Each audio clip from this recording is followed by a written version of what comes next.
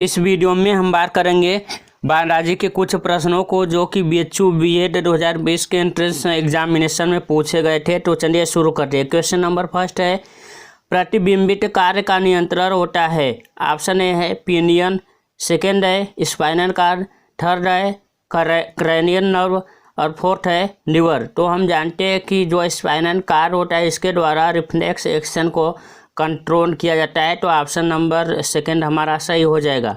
Next question है, thyroid hormones की कमी से उत्पन्न होता है। ऑप्शन ए क्रिटिनिज्म, सेकेंड है जाइगैंटिज्म, थर्ड है गुप्त वृश्यता और सेकेंड है एडिसन डिजीज। तो हम जानते हैं कि थायराइड हार्मोन्स की कमी के कारण क्या होता है, क्रिटिनिज्म हो जाता है। और क्रिटिनिज्म को जन्मजात हाइपोथायरिज्म भी कहते हैं, क्योंकि बचपन में आयोडीन की कमी हो जाने के कारण, आयोडीन जो है थायराइड हार्मोन्स में पाया जाता है कि कमी हो जाने के कारण जो है क्रिटिनिज्म हो जाता है। सेकेंड तो ऑप्शन ही हमारा ऑप्शन फर्स्ट हमारा सही हो जाएगा। तो सेकेंड दिया है क्या, गाइगेंटिज्म। तो गाइगेंटिज्म जो होता है इसमें पिट्यूटरी ग्लैंड जो होती है उससे ग्रोथ हार्मोन्स, कौन सा हार्मोन्स, ग्रोथ हार्मोन्स इतना अधिक मात्रा में स्रावित होता है कि व्यक्ति का शरीर जो है एकदम विशाल हो जाता है। हाइट जो है 7 से 9 फीट के आसपास हो जाता है। तो इसी को हम कहते हैं जाइगेंटिज्म। अब है गुप्त वृश्यता। इसमें क्या होता है कि अंडकोश से एक या दोनों वृषण जो है अनुपस्थित हो जाते हैं। नेक्स्ट है एडिशन डिजीज। एडिशन डिजीज क्या होता है कि इसमें अंतःस्रावी अंतःस्रावी यह एक प्रकार का विकार है जिसमें अधिवृक्क ग्रंथियां पर्याप्त स्टेरॉयड हार्मोन्स का सिक्रेशन नहीं कर पाती है, जिसके कारण पेट दर्द, कमजोरी, वजन कम होना, त्वचा का काला होना इत्यादि लक्षण पाए जाते हैं। तो थायराइड हार्मोन्स की कमी से हमारा सही हो जाएगा option number first cretinism. Next question है, तंत्रिका जन हृदय पाया जाता है। ऑप्शन ए है स्तनधारी, सेकेंड है पक्षी, थर्ड है अकशेरुकी, फोर्थ है सरीसृप। तो हम जानते हैं कि जो इनवर्टिब्रेट होते हैं, इनवर्टिब्रेट इनमें न्यूरोजेनिक हार्ट पाया जाता है, न्यूरोजेनिक हार्ट पाया जाता है। और जो पक्षी होते हैं, सरीसृप होते हैं, मैमन्स यानी कि जो क्या होते हैं कार्डेट होते हैं यानी कि वर्टिब्रेट होते हैं, उनमें मायोजेनिक हार्ट पाए जाते हैं। कौन सा, मायोजेनिक हार्ट पाए जाते हैं। और मायोजेनिक हार्ट जो है कुछ हायर इनवर्टिब्रेट जैसे मोलस्का इत्यादि में भी पाए जाते हैं। तो ऑप्शन थर्ड हमारा सही हो जाएगा अकशेरुकी। नेक्स्ट क्वेश्चन है, silk is obtained from. Silk यानी कि रेशम प्राप्त किया जाता है। ऑप्शन ए है वयस्क कीट, सेकेंड है कैटरपिलर अवस्था, थर्ड है एग, फोर्थ है कोकून। तो ऑप्शन फोर्थ हमारा सही हो जाएगा क्या, कोकून। और भारत जो है रेशम के उत्पादन में दूसरे स्थान पर, किस स्थान पर, दूसरे स्थान पर, जो विश्व का जो है 14% रेशम उत्पादन करता है। और चीन जो है रेशम उत्पादन के क्षेत्र में पहले स्थान पर है और ये विश्व का 54% रेशम उत्पादित करता है। और रेशम का जो कीड़ा होता है इसका नाम होता है बाम्बिक्स मोराई। तो कोकून हमारा सही ऑप्शन हो जाएगा। नेक्स्ट क्वेश्चन है, रक्त का नीला रंग कुछ जानवरों में किस कारण होता है। ऑप्शन ए है हीमोग्लोबिन, सेकेंड है मायोग्लोबिन, थर्ड है हीमोसाइनिन, फोर्थ है साइटोक्रोम। तो अगर हम बात करें रक्त का रंग नीला क्यों होता है कुछ जानवरों में, तो वो हीमोसाइनिन के कारण होता है। किसके कारण, हीमोसाइनिन में जो है कापर पाया जाता है। और कापर क्या करता है कि जो रक्त का रंग होता है उन्हें जो है ब्लू यानी कि नीला रंग प्रदान करता है। और हीमोग्लोबिन के बारे में पता ही है कि हीमोग्लोबिन में क्या पाया जाता है, आयरन पाया जाता है। और आयरन क्या करता है कि आयरन यानी कि हीमोग्लोबिन में आयरन पाया जा रहा है और ये क्या करता है कि रक्त को रेड कलर जो है प्रोवाइड करता है, रेड कलर। अगर हम बात करें मायोग्लोबिन की, तो मायोग्लोबिन क्या करता है, ऑक्सीजन को स्टोर करता है मसल में, और हीमोग्लोबिन क्या करता है, ऑक्सीजन को ट्रांसपोर्ट करता है। हम बात करें साइटोक्रोम की, तो साइटोक्रोम जो है ये हीम रिडॉक्स एक्टिव प्रोटीन होता है, और साइटोक्रोम जो है कई प्रकार के होते हैं। तो इसमें हमारा जो है ऑप्शन नंबर 3 सही हो जाएगा। हीमोसाइनिन के कारण कुछ जो जानवर होते हैं उनके शरीर का रक्त कैसा होता है, ब्लू होता है। जैसे जो संघ मोलस्का और कुछ आर्थ्रोपोडन होते हैं उनके रक्त का शरीर कैसा होता है, नीला होता है। तो वो हीमोसाइनिन के कारण होता है, जिसमें क्या पाया जाता है, कॉपर पाया जाता है। नेक्स्ट क्वेश्चन है, निम्नलिखित में से कौन सी गुणसूत्र स्वरूप स्त्रीलिंग को दर्शाती है? ऑप्शन ए है यक्स यक्स, ऑप्शन ए है यक्स यक्स, सेकेंड है यक्स वाई वाई, थर्ड है यक्स वाई, फोर्थ है यक्स यक्स वाई। तो हम जानते हैं कि ऑप्शन फर्स्ट जो है सही है। यक्स यक्स जब क्रोमोसोम रहता है तो ये क्या होता है, स्त्रीलिंग होता है। और जब यक्स वाई वाई होता है, यक्स क्या है, यक्स वाई वाई, तो होता क्या है कि एक प्रकार का जो है सिंड्रोम जनरेट हो जाता है, जिसे हम क्या कहते हैं, जैकब सिंड्रोम कहते हैं।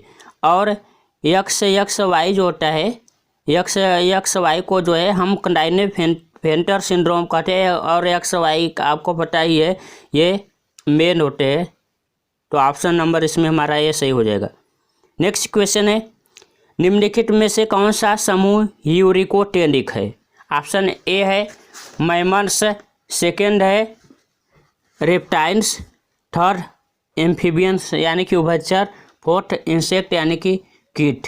तो अगर हम एक्सक्रीटरी के प्रोडक्ट के आधार पर जो है एनिमल्स को डिवाइड करें तो मुख्यतः एनिमल्स 3 प्रकार के हो जाते हैं। एक होते हैं अमोनोटेनिक, क्या होते हैं, अमोनोटेनिक, सेकेंड होते हैं यूरियोटेनिक, और थर्ड होते हैं क्या, यूरिकोटेनिक। तो जो अमोनोटेनिक एनिमल्स होते हैं वे अमोनिया को जो है मुख्य एक्सक्रीटरी प्रोडक्ट के रूप में जो है बाहर निकलते हैं। और ये जो एक्वेटिक इन्वर्टिब्रेट्स होते हैं, जैसे कि स्पंज हुए, टेडपोन्स हुआ, क्रेफिश हुआ, और कुछ बोनी फिशेस भी जो है अमोनिया का सिक्रेशन करते हैं, अमोनिया का एक्सक्रीशन करते हैं। और यूरियोटेनिक जो होता है, यूरियोटेनिक जो है मैमल्स में पाए जाते हैं, और कुछ जो है एम्फीबियंस यानी कि उभयचरों में भी पाया जाता है। और यूरिकोटेनिक जो होता है ये इसमें main excretory product uric acid होता है। ये कुछ रेप्टाइल्स, बर्ड और कॉकरोच इत्यादि में पाया जाता है। तो यहाँ पूछा है यूरिकोटेनिक, तो यूरिकोटेनिक दिया है, तो हमारा सही ऑप्शन हो जाएगा रेप्टाइल्स। क्या हो जाएगा, रेप्टाइल्स। नेक्स्ट क्वेश्चन है, काइटिन किसकी कोशिका भित्ति है? Chitin occurs in cell wall. Option first है बैक्टीरिया, सेकंड है आर्थ्रोपोड्स, थर्ड है वायरस, फोर्थ है मोलस्क। तो हम जानते हैं कि जो बैक्टीरिया होता है इनकी कोशिका भित्ति किसकी बना होता है, पेप्टाइडोग्लाइकान का, पेप्टाइडोग्लाइकेंस का। और जो आर्थ्रोपोड होते हैं, आर्थ्रोपोड जो होते हैं इनके ऊपर खून होता है, जो स्केलेटन पाया जाता है वो काइटिन का ही होता है। और जो वायरस होते हैं, वायरस में न्यूक्लिक एसिड होता है, क्या होता है, न्यूक्लिक एसिड होता है। और इसके चारों तरफ जो है प्रोटीन का कोट पाया जाता है, और इस प्रोटीन के कोट को हम क्या कहते हैं, कैप्सिड कहते हैं। और ऑप्शन नंबर 4 है मोलस्क। तो मोलस्क के जो कंकाल होते हैं वे कैल्शियम कार्बोनेट के बने होते हैं, कैल्शियम कार्बोनेट के। तो इसमें हमारा ऑप्शन नंबर 3 से हो जाएगा आर्थ्रोपोड। नेक्स्ट क्वेश्चन है, निम्नलिखित में से कौन सी कोशिकाएं आत्महत्या की ठंडी है? ऑप्शन ए है वैक्यूल्स, सेकंड है लाइसोसोम, थर्ड है प्लास्टिड, फोर्थ है राइबोसोम। तो अगर हम बात करें आत्महत्या की ठंडी, तो वो किसको कहते हैं, लाइसोसोम को कहते हैं। वैक्यूल जो होता है, वैक्यूल ये ज़्यादातर जो है हायर प्लांट में पाए जाते हैं, लेकिन कुछ लोअर और एनिमल्स में भी पाए जाते हैं। और ये क्या करते हैं, लोअर एनिमल जो होते हैं उसमें उनमें पराशर नियंत्रण यानी कि ऑस्मो रेगुलेशन का कार्य करते हैं। अगर हम प्लास्टिक की बात करें तो प्लास्टिक जो होते हैं ये भी प्लांट सेल्स में पाया जाता है। और राइबोसोम की बात करें तो राइबोसोम क्या करता है कि प्रोटीन सिंथेसिस का कार्य करता है, इसलिए राइबोसोम को प्रोटीन की फैक्ट्री भी कहते हैं। क्या कहते हैं, प्रोटीन की फैक्ट्री, प्रोटीन्स फैक्ट्री किसको कहते हैं, राइबो। नेक्स्ट क्वेश्चन है, निम्नलिखित में से किसका श्वसन अंग भूखंड से? ऑप्शन ए है मनुष्य, सेकेंड है कॉकरोच, थर्ड है कैट और फोर्थ है स्कॉर्पियन। तो अगर हम बात करें भूखंड की तो फाइलम आर्थ्रोपोडा के जो एरेक्निड्स होते हैं, एरेक्निड्स जिसमें कि बिच्छू, मकड़ी इत्यादि सब आते हैं, तो उनमें श्वसन के लिए भूखंड होता है। और मनुष्य और जो कैट है इनमें श्वसन के लिए डंग्स होते हैं। और हम बात करें कॉकरोच की तो कॉकरोच में श्वसन जो है ट्रैकिया के द्वारा होता है। और हम बात करें कॉकरोच के हार्ट की तो कॉकरोच के हार्ट में जो है 13 चैम्बर पाए जाते हैं। कितने? 13 चैम्बर पाए जाते हैं, जो कि एनिमल्स में सबसे ज़्यादा पाए जाते हैं। नेक्स्ट क्वेश्चन है, अपेंडिक्स मनुष्य में किसका उदाहरण है? ऑप्शन ए है होमोडागस आर्गन्स, सेकंड है एनाडागस आर्गन्स, थर्ड है वेस्टिजियन आर्गन्स, फोर्थ है डेकोरेटिव आर्गन्स। तो जो वर्मी फार्म अपेंडिक्स होता है ये इसका कोई कार्य वैसे नहीं होता है, इसलिए यह क्या है, वेस्टिजियन आर्गन्स है। क्या है, वेस्टिजियन आर्गन्स।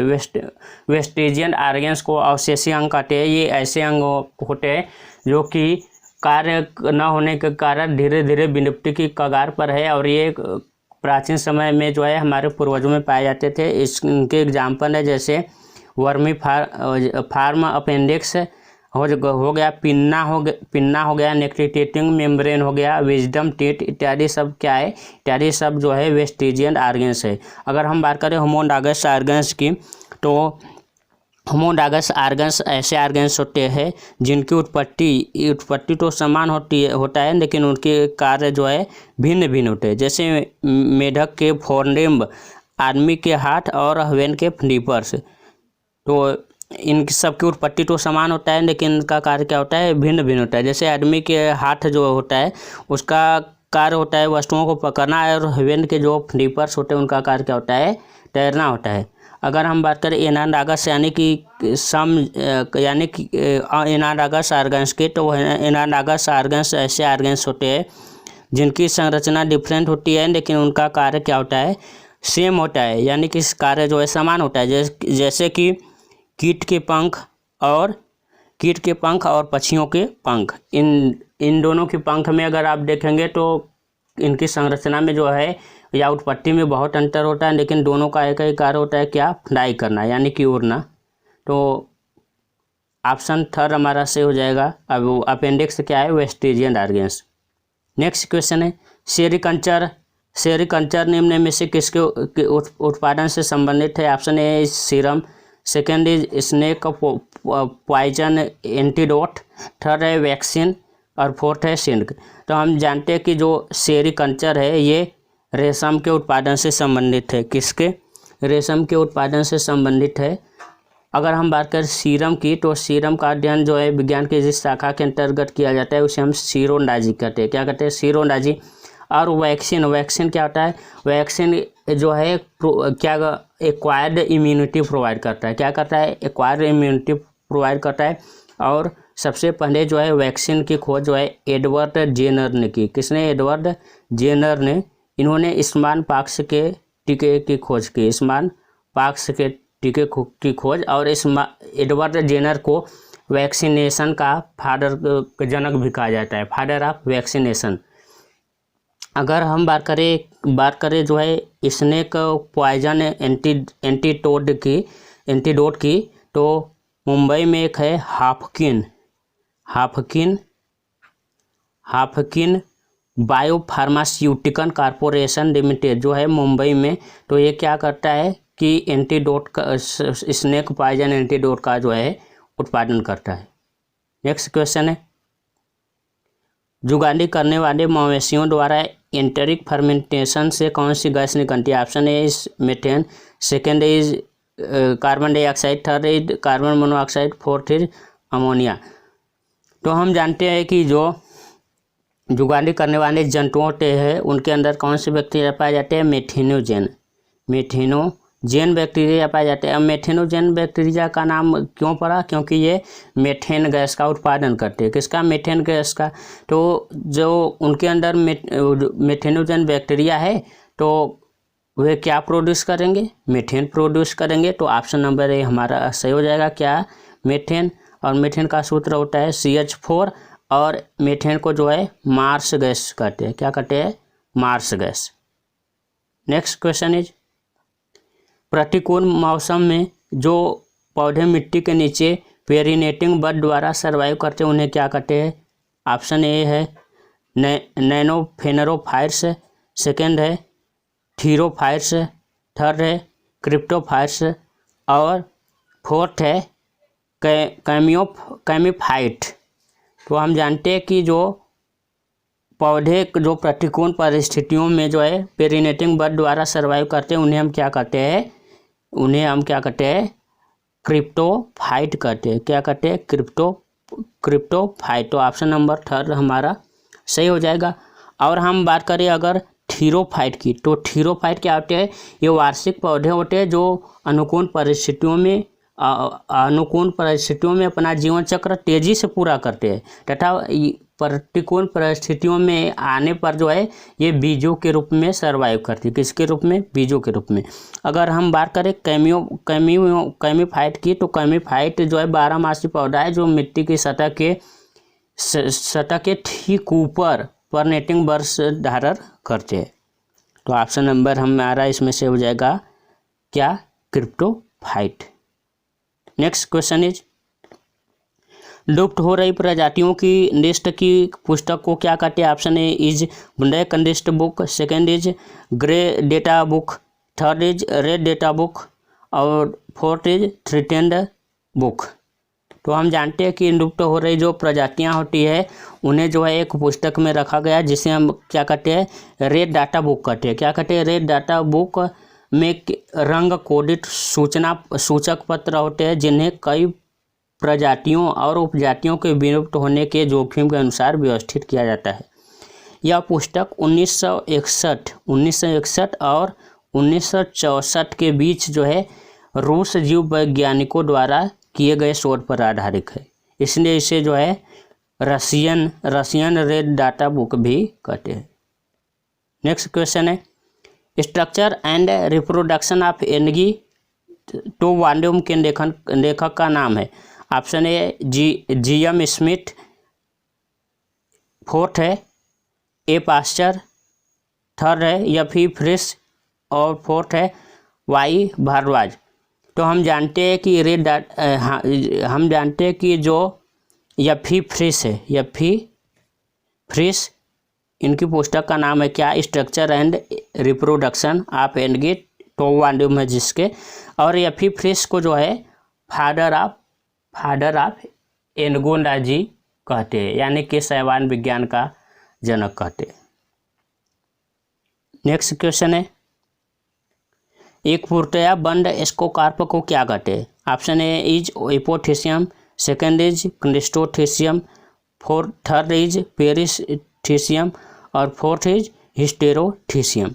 तो हम जानते हैं कि जो पूर्णतया बंद स्कोकार्प होते हैं उन्हें हम क्या कहते हैं? क्लिस्टोथीसियम कहते हैं। और जो एपोथीसियम होता है, क्या? एपोथीसियम जो है कप शेप, क्या होता है? कप शेप्ड स्कोकार्प यानी कि फ्रूटिंग बॉडी होते हैं। और हम बात करें पेरिथीसियम की, तो पेरिथीसियम जो होते हैं ये स्फेरिकल या फ्लास्क शेप, कैसा है? स्फेरिकल या फ्लास्क शेप जो है फ्रूटिंग बॉडी होते हैं। तो ऑप्शन नंबर हमारा सही हो जाएगा इसमें सेकेंड, क्लिस्टोथीसियम। नेक्स्ट क्वेश्चन है,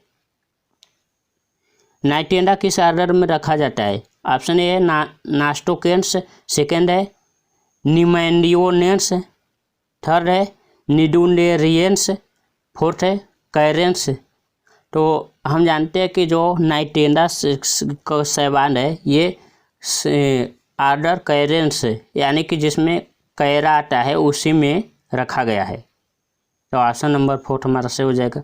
नेक्स्ट क्वेश्चन इज वायु प्रदूषण के संबंध में पैन और MIC का पूर्ण रूप क्या है? पूर्ण रूप क्रमशः क्या है?